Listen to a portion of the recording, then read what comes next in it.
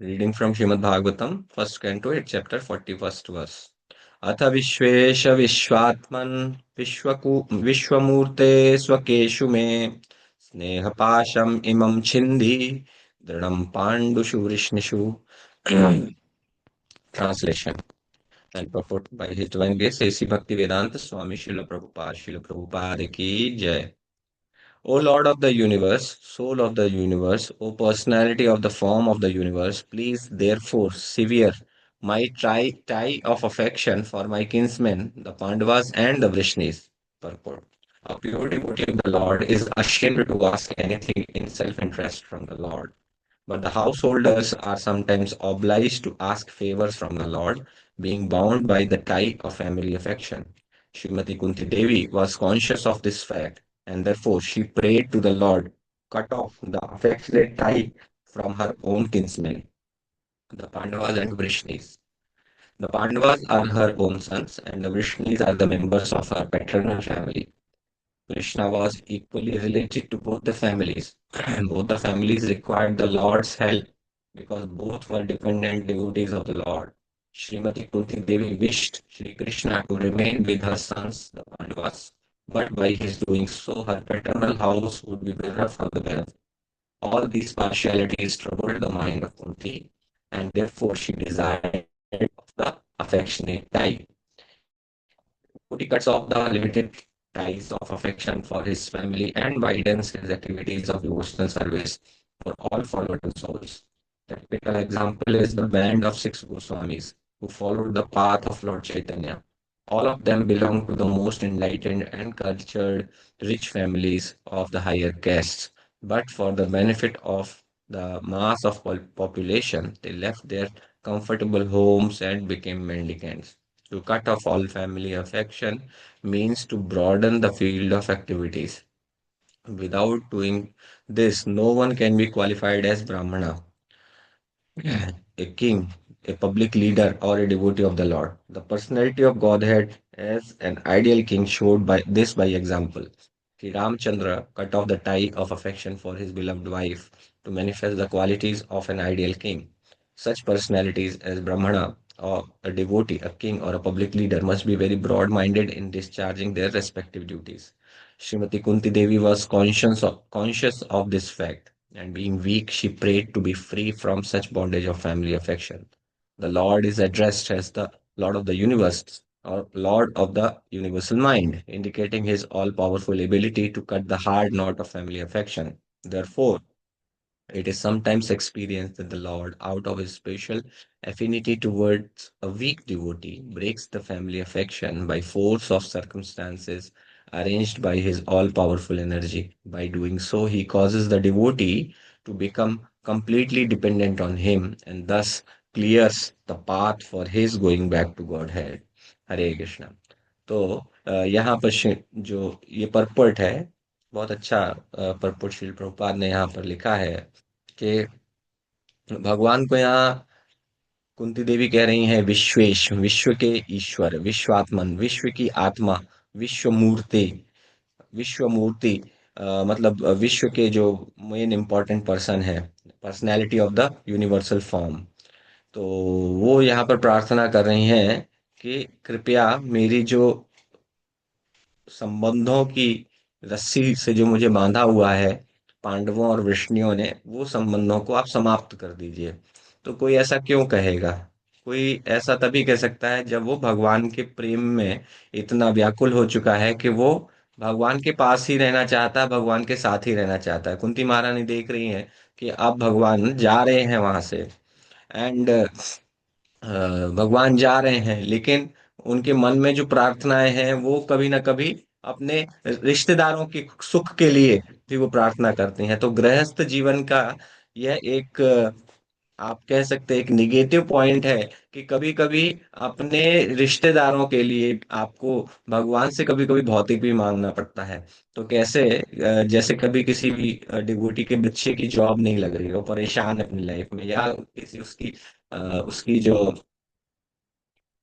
Married life है, उसमें problem चल रही हैं, उस ऐसी परिस्थिति में मैरिज नहीं हो रही है, तो ऐसी परिस्थिति में माता पिता जो डिवोटी हैं वो कभी कभी भगवान से मांगते हैं, भगवान ये इच्छा पूरी कर दीजिए, मेरे बच्चा सुखी हो जाए ताकि मैं आपकी भक्ति कर सकूं। तो कुंती महारानी इसी प्रकार की प्रार्थनाएं जो है जब हम करते हैं कि पांडव जो उनके बच्चे हैं और विष्णु जो उनके मायका है उनका, वहां के लोग सभी प्रसन्न रहे, सुख रहे, संपत्ति रहे, तो ये सब भी उनके मन में रहता है कि हाँ ये सुख से रहे। तो कुंती महारानी कह रही है ये जो टाई है, जो मेरे बंधन है इनके साथ, ये मुझे आपके साथ पूर्णतः अटैच नहीं होने दे रहे हैं, कहीं ना कहीं मुझे लगता है कि मुझे खींच रहे हैं। तो एक भक्त जैसे जैसे एडवांस होता जाता है अपनी भक्ति में, उसको सांसारिक बंधनों में बड़ा ही उलझन होने लगती है, उसको दम घुटने लगता है, क्योंकि उसे लगता है कि मैं भगवान की शुद्ध रूप में पूजा नहीं कर पा रहा हूँ। जब भी आप, क्योंकि आप देखेंगे जिनके भी मन में थोड़ी सी भी भौतिक इच्छाएं हैं, वो शुद्ध मन से भगवान की पूजा नहीं कर सकते, उनके मन में कहीं ना कहीं स्वार्थ आ जाता है, कहीं ना कहीं मन में आता है कि भगवान थोड़ा सा पैसा और होता मेरे पास। अगर आपके मन में यही आ जाता है कि भगवान थोड़ा पैसा और होता मेरे पास तो अच्छा होता, है ना, तो और अगर थोड़ा सा किसी के अच्छे फैसिलिटीज देख के किसी और व्यक्ति के मन में लगने लगता है अरे इनके पास तो बहुत अच्छा है, बहुत सुख है, संपत्ति है, काश थोड़ा बहुत मेरे पास भी ऐसा होता। तो इस प्रकार की सिचुएशन को भक्त तोड़ना चाहता है, नहीं चाहता कि वो इस प्रकार से, जो जो सिंसियर होते जाते हैं, ईमानदारी से भक्ति करने लगते हैं, उनको लगता है कि ये मेरे अंदर कमी है, इसको सुधारना चाहिए। तो भगवान ऑटोमेटिकली बुद्धि देते हैं, ददामि बुद्धि योगम तम, ये ना माम, वो अपने भक्त को बुद्धि देते हैं कि कैसे वो मेरे पास आ सकता है, भगवान कह रहे हैं गीता में। तो इसीलिए कुंती महारानी क्योंकि शुद्ध भक्त हैं तो वो यह प्रार्थना कर रही हैं। और जैसे ये प्रार्थना करने का मतलब ये नहीं है कि भगवान से संबंध तोड़, मतलब अपने परिवार से संबंध तोड़ दिया तो सब पूरा लोनली हो गए। इसका मतलब ये है कि शुद्ध भक्त चाहता है कि वो जितनी भी जीवात्माएं हैं उनको भगवान के पास लाए। तो वास्तविक अर्थों में देखा जाए तो एक छोटे परिवार से संबंध को तोड़कर वो हजारों लाखों परिवारों को भगवान से जोड़ना चाहता है। जैसे कि आप देखते हैं कि हमारे इस्कॉन मूवमेंट में बहुत सारे ब्रह्मचारी हैं, सन्यासी हैं, जो अपने परिवार का त्याग किया है। उन्होंने क्यों त्याग किया है? क्योंकि एक बड़ा परिवार स्थापित कर सके, भगवान का परिवार स्थापित कर सकते, जिसकी सिद्धांत पूर्णतः भक्ति पर आधारित है। हमारे सिद्धांत पूर्णतः भक्ति पर आधारित नहीं है, क्योंकि हमारे मन में अपने ब्लड रिलेशंस के प्रति, रक्त संबंधों के प्रति हमारे मन में एक स्वार्थ भाव रहता है। तो ये टाई, फैमिली टाई तोड़ने का मतलब ये नहीं है पूरी तरह जंगल में जाकर, इस्कॉन मूवमेंट जंगल में जाकर प्रार्थना करने वाला मूवमेंट नहीं है, इस्कॉन मूवमेंट प्रचार वाला मूवमेंट है। इस्कॉन में हम जाते हैं, लोगों को जोड़ते हैं और उन्हें समझाते हैं कि आप, इतना बड़ा खजाना आपके सामने पड़ा है भगवान के प्रेम का, और आप उसको छोड़कर सांसारिक बंधनों में बंधे हुए हैं, केवल उन्हीं के बारे में सोच रहे हैं, संसारिक चीजों के बारे में। तो इसलिए शिल प्रभुपाद यहाँ लिखते हैं कि ब्राह्मण, राजा, एक नेता और एक जो भगवान का भक्त है, इन सभी को उनकी क्वालिफिकेशन क्या है? इनको अपनी फैमिली टाइप को, यानी इनके छोटे जो छोटे दृष्टिकोण को छोड़कर बड़ा दृष्टिकोण अपनाना है, तो भक्त का बड़ा दृष्टिकोण हो जाता है। तो ब्रॉड माइंडेड प्रभुपाल कहते हैं, हाँ आपको ब्रॉड माइंडेड होना पड़ेगा ताकि आप अपनी ड्यूटीज को, क्योंकि हमारी दो प्रकार की ड्यूटीज होती हैं, constitutional and conditional. Conditional duty जो आपको परिस्थिति के अनुसार आपको प्राप्त हुई, आप किसी परिवार में पैदा हुए, कहीं शादी हुई, कहीं बच्चे हैं, तो इन सब के प्रति आपकी कंडीशनल ड्यूटी, बद्ध जीव की स्थिति के कारण। और दूसरी ड्यूटी है कॉन्स्टिट्यूशनल, जो है हमारे भगवान, जो हमारे परम पिता है, उनके साथ जो हमारी ड्यूटी, महाअवतार नरसिम्हा मूवी हम लोग यहाँ पर देख रहे थे, तो उसमें प्रहलाद महाराज कहते हैं अपने पिता से, हिरण्यकशिपु से, कि आप तो मेरे इस जन्म के पिता हैं, भगवान तो मेरे अनेक अनेक जन्मों के पिता हैं। तो हमारा जो वास्तविक परिवार है भगवान के साथ है, क्योंकि वो बंधन कभी नहीं टूटता, बाकी पिता बदलते रहते हैं लेकिन परम पिता तो एक ही है।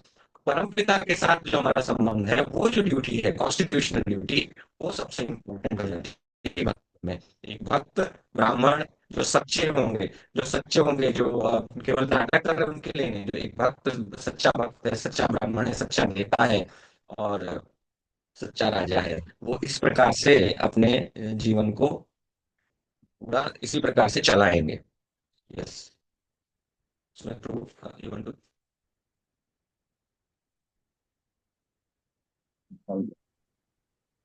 1.8.4 वै मे नान्या विषया मातिर्मधुपतये सकृत रतिम् उद्वदद् अधा Ganga वगुहम् उधन्वतीः.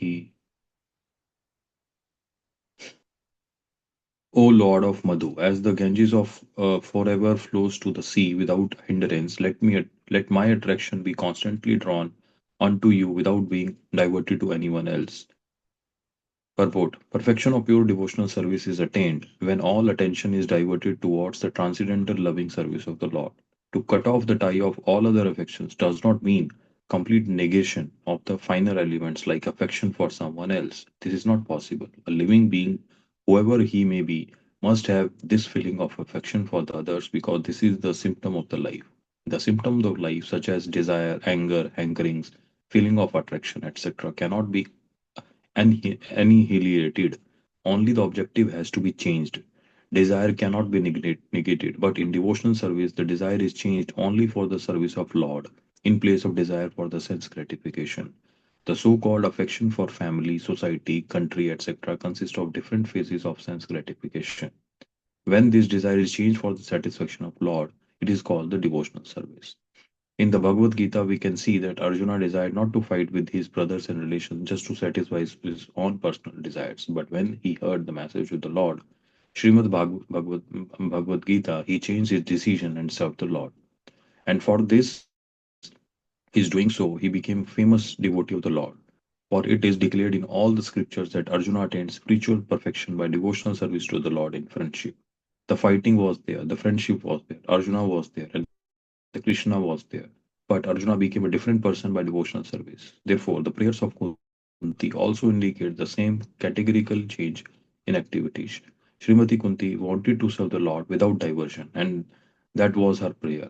This unalloyed devotion is the ultimate goal of life. Our attention is usually diverted to the service of something which is non-godly or not in the program of the Lord. When the program is changed into the service of Lord, this is to say that this is to say when senses are purified in relationship with the service of Lord. It is called the pure unalloyed devotional service. Srimati Kunti Devi wanted that perfection and prayed for it from the Lord. Her affection for Pandavas and the Vishnus is not out of the range of devotional service because the service of the Lord and the service of the devotees are identical. Sometimes service to the devotee is more valuable than service to the Lord. But here the affection of Kunti Devi for the Pandavas and the Vishnus was due to family relation. This tie of affection in term of material relation is the relation of Maya because the relation of the body or the mind are due to influence of the external energy.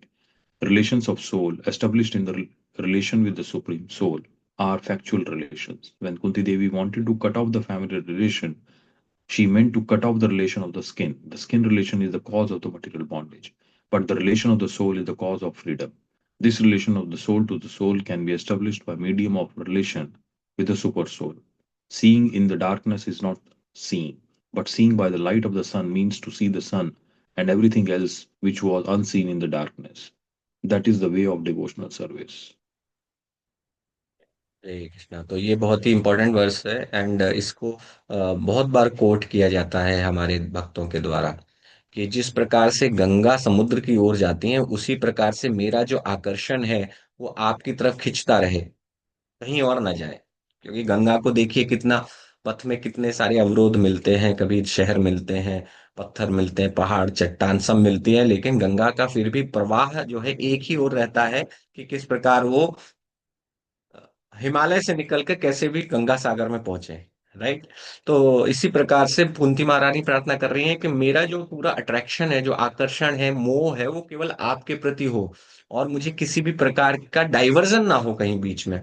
और क्योंकि उनकी family के साथ जो ties हैं वो उनके skin bonded है, जो अभी हम लोग बात कर रक्त संबंध है, तो उसके आधार पर उनको वो बंधन में बांध रहे थे। तो यद्यपि भक्तों की सेवा, क्योंकि ये सब भी भक्त हैं, पांडव भी भक्त हैं, तो क्या डिवोशनल जो आपके डिवोटीज हैं उनकी सेवा भी नहीं करनी चाहिए, जो भगवान के भक्त हैं? भक्त की सेवा तो और भी ज्यादा इंपॉर्टेंट है। तदीया नाम समर्चनम, यानी भगवान की जो तदीय हैं, जो भगवान की विशेष पूजा में जो लगे हुए हैं, भगवान की भक्ति में लगे हुए हैं, या जिनको भगवान की सेवा में उपयोग किया जा रहा है, वो वस्तुएं भी, ये सभी का सम्मान, इसकी इनकी जो पूजा है वो भगवान विष्णु की पूजा से भी ज्यादा महत्वपूर्ण बताई है, भगवान शिव ने बताया है ये शिव पार्वती जी से कहते हैं कि आराधना नाम सर्वेशाम विष्णु आराधना परम तस्मात् परतरम देवी तदीया नाम समर्चन। तो ये जो तदीय है वो, हे देवी, वो बहुत ही इंपॉर्टेंट है। सभी आराधनाओं में विष्णु से की आराधना इंपॉर्टेंट है, और विष्णु से भी इंपॉर्टेंट है उनके भक्तों की आराधना। तो अब भक्तों की आराधना तो हम छोड़ नहीं सकते, वो तो इम्पोर्टेंट। जब जहाँ भक्त ऐसे हों जो आपकी फैमिली टाइज में हो, आपकी फैमिली भी हो, रक्त संबंध भी उनके साथ, तो आपको कहीं ना कहीं थोड़ा बहुत स्वार्थ भी कहीं ना कहीं आ जाता है। तो इसलिए कुंती महारानी की जो प्रार्थना है, ये एक भक्त की प्रार्थना होनी चाहिए। ये बहुत सुंदर प्रार्थना है कि भगवान, जिस प्रकार से मेरा प्रेम जिस प्रकार से गंगा का प्रेम समुद्र से है कि कैसे भी करके उसको मिलना है, उसी प्रकार से मेरा प्रेम भी आपसे इसी प्रकार से हो कि कुछ भी हो मेरे जीवन में, ऐसा कोई भी डाइवर्जन ना आए कि मेरा प्रेम आपके अलावा कहीं और जाए। तो ये बहुत ही कठिन है। लेकिन एक और चीज है जो हम लोग डिस्कस कर रहे थे कि भगवान की भक्तों की संगति में ये संभव है, हम ऐसा कर सकते हैं। जिस प्रकार से हम भागवतम पढ़ते हैं, तो भागवतम पढ़ने से क्या होता है, हमें ये ज्ञान प्राप्त हो रहा है, कितना महत्वपूर्ण ज्ञान है। और हमें पता चल रहा है कि वास्तव में एक शुद्ध भक्त बनने के लिए हमें क्या करना पड़ेगा। हमें पता चल रहा है कि कुंती महारानी क्या कर रही है, व्हाट आर हर प्रेयर्स। तो ये दिस शुड बिकम माई गोल कि one day I should be able to pray like that, that I should not have any family ties, no, nor any attachment to any worldly things. That should be my goal. So that's how Bhagavatam nourishes you in Krishna consciousness. That's how Bhagavatam shapes your Krishna consciousness, and it creates the devotional uh, mood of every devotee. So that's why it is Amal Puran. You see, it is Amal Puran. Why it is Amal? There is no Mal. There is no lower goal discussed in Srimad Bhagavatam. Srimad Bhagavatam discusses the highest goal. प्रेम प्रमोद महान, जो प्रेम है उसके बारे में ही चर्चा की है।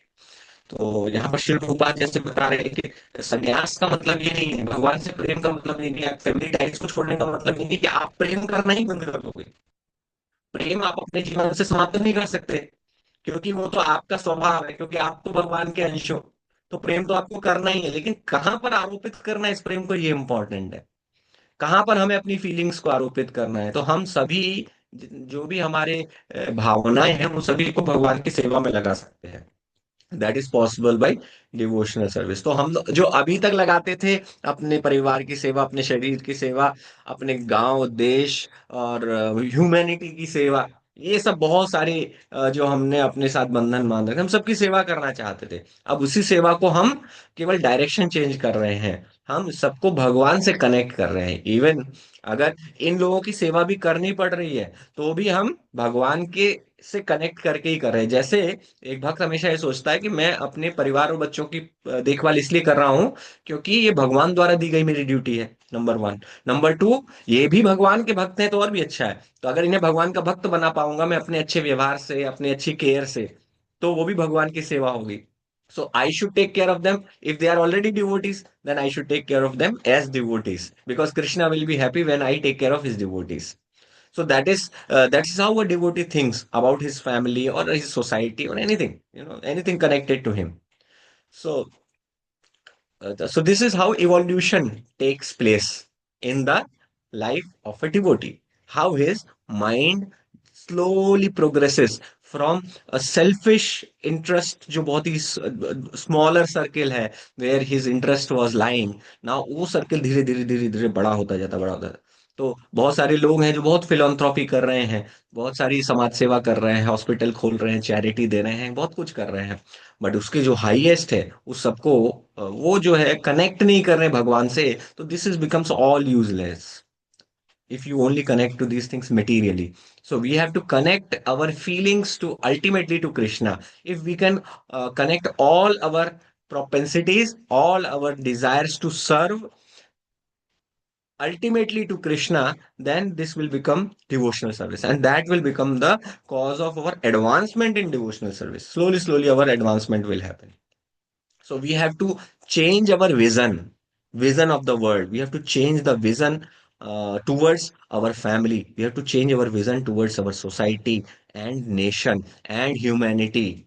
We have to change our vision. If we can connect all of them to Krishna, then all my services to these sectors will become devotional service, and we will be able to chant very peacefully and attentively Hare Krishna, Hare Krishna, Krishna Krishna, Hare Hare, Hare Ram, Ram Ram Hare Hare. ग्रंथ श्रीमद् भागवतम की जय, श्रील प्रभुपाद की जय।